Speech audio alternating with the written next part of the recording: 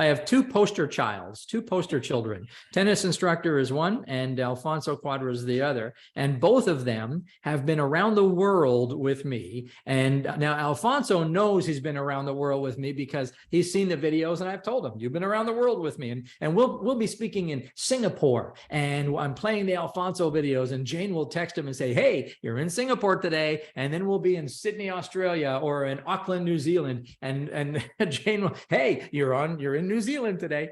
And so, that story with Alfonso going from, not even able to stand and give his name to earning $1 million in 3 months through speaking just this last year that's a very profound story. And so he's been around with me for a long time.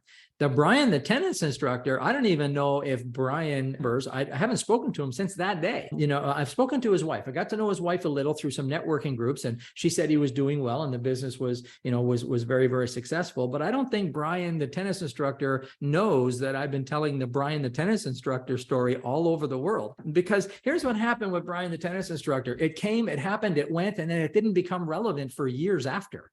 Right. And it wasn't like when it happened with the Brian, the tennis instructor, it wasn't like, oh, here's this great story I've got that I can use everywhere. It didn't happen like that. A lot of years went by, and then in conversation, or I was doing a seminar or something, and it just sort of came out. And I said, oh, there's that story. And it worked. I said, okay, that's one of my signature stories then.